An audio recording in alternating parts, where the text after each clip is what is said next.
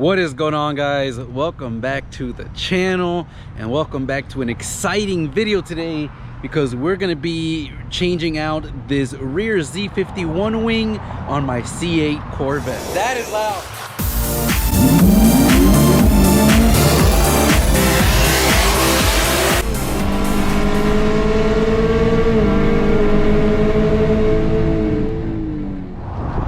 Now it's nice and fresh, a little breezy out here, so I apologize for some of the wind noise.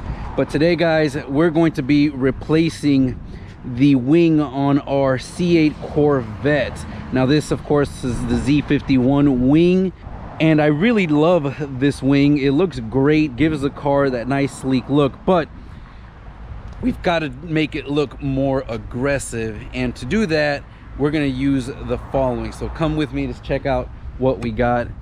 That's right, guys, check it out. This is the high wing for the C8, but not just any high wing. We're talking about a fully exposed carbon fiber high wing.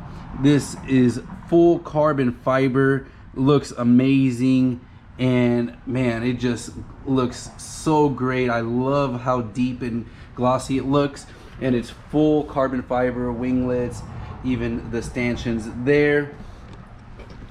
And huge shout out to the guys at TruFiber.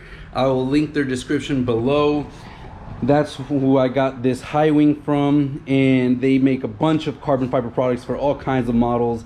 The C8 is a car they're starting to get into, and this is one of their first offerings, the high wing. They've got a couple other offerings like the front splitter and side skirts, which we might get in the future to kind of tie up all this carbon fiber look. But man, I cannot wait to get this installed.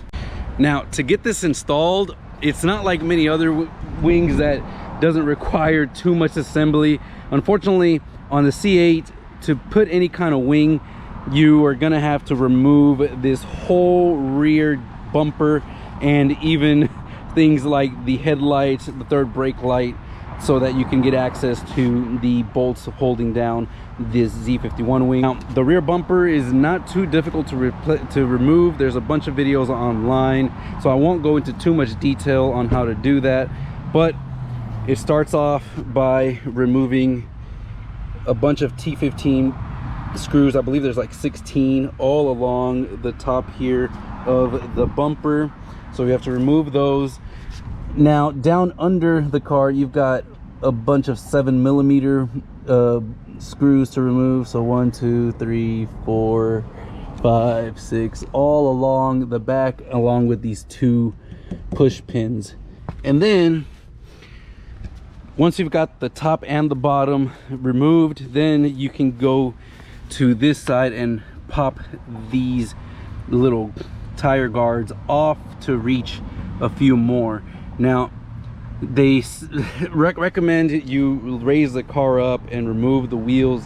I'm going to try to avoid that as much as possible, because I really don't want to be taking off and on with those lug nuts. But basically, I'm just going to lift it up from one side, work my way around one side, removing everything. And there's 2 7 or 8mm screws here, and a third 10mm nut that you have to remove on either end. So really not too crazy, too difficult. If I come up with some snags, I'll let you guys know. So a quick update, we've removed all the top screws, and we also removed all of the bottom screws.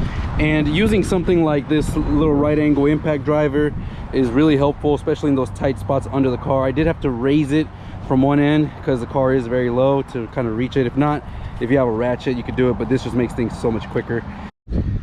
Super simple to remove this kind of little splash guard, guys.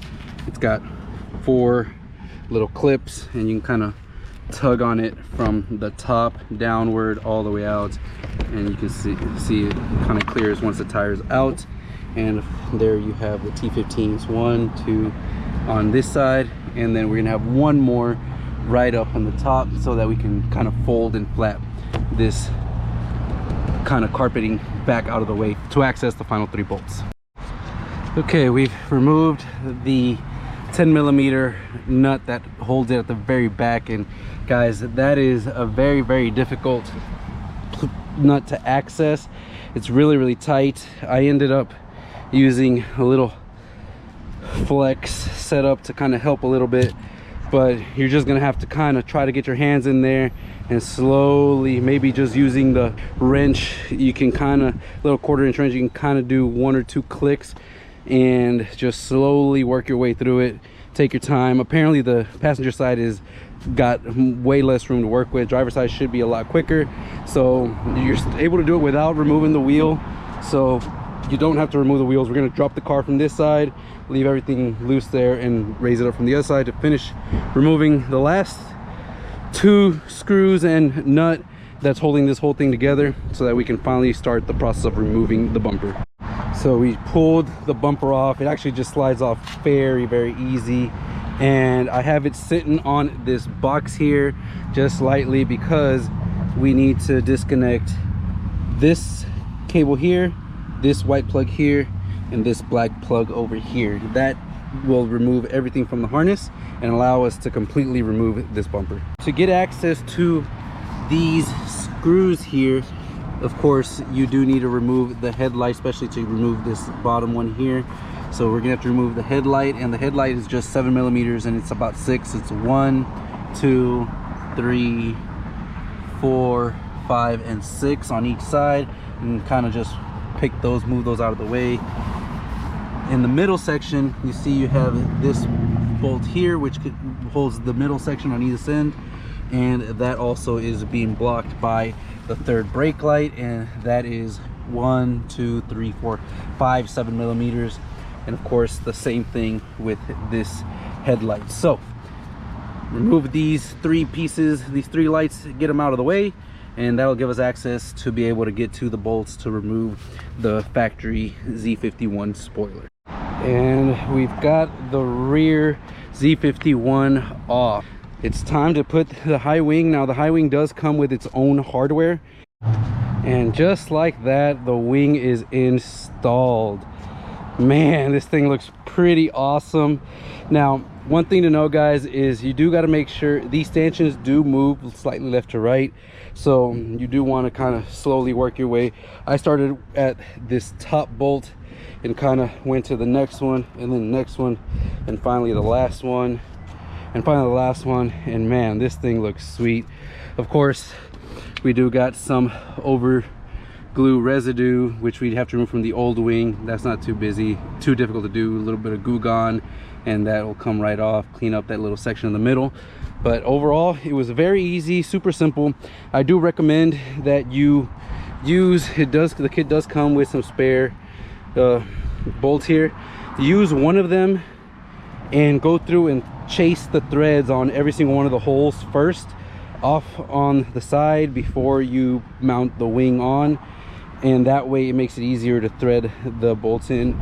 You do get lock washers and you get a regular washer, so you put the lock washer in first and then you put the big washer, and that'll cause the compression to happen. So now we are done with the wing install. We just got to put the lights back on, and we're able to put the bumper back on the car and just check out how it looks. So let me go ahead and put all this thing back together, put it and have it ready to go, and show you guys the final product. Well, it's been a couple days since it got dark on us just a couple seconds ago, but man, finally got some good sunlight here, and check out the results. Woo! That is right, guys. We have the full carbon fiber wing in the rear. Man, comment down below, let me know what you guys think. Fitment was perfect. I mean, and this thing is super sturdy. Now I do still just have to remove this double-sided glue there from the previous wing. Got some over here on this side and on this side, but nothing crazy. Overall, fitment was great, and honestly, if you have an extra set of hands, it makes things a lot easier, especially when you're trying to install this high wing, you're trying to get all the holes lined up. But other than that, guys, the hardest part of this whole install has got to be and sorry for the wind here, but the hardest part of this install has got to be the 10mm nut on the passenger side. That is the hardest, because it's just got a bunch of stuff going on there around that area. Is really tight. The driver's side super easy, no issues on the driver's side, and all the other bolts and stuff super simple and easy to get to, guys. You don't even have to remove the rear wheels. You just got to jack the car up from one side and then the other. Awesome, awesome. Definitely highly recommend you guys get a high wing. I wasn't a big fan of it at first, but man, this car just screams high wing. It needs that. The Z51 wing is great, nothing against the Z51 wing, but the high wing just makes this car look so much better, especially in that carbon fiber. Looks amazing. Of course, now all we need to do is tie it up a little bit more, maybe get the carbon fiber side skirts and the carbon fiber front splitter. But man, I love the way this came out. Look at that angle there. Anyways, guys, what do you think? Love the way the Stingray is coming out. Comment down below, let me know what your thoughts are on the car. Of course, we got a bunch of other things. I did go ahead and place the order for the drop collars in the front, and of course the spanner wrenches to drop it from the back, so that'll give it an even better, more aggressive stance. Overall, I'm loving this car, guys. I really love the way this car looks, and red is just my color. I love red. Red has been my favorite color, and I'm glad to be back in a red car, especially something like this Corvette C8. But with that being said, guys, I hope you guys enjoyed this video, and I'll catch you guys in the next one.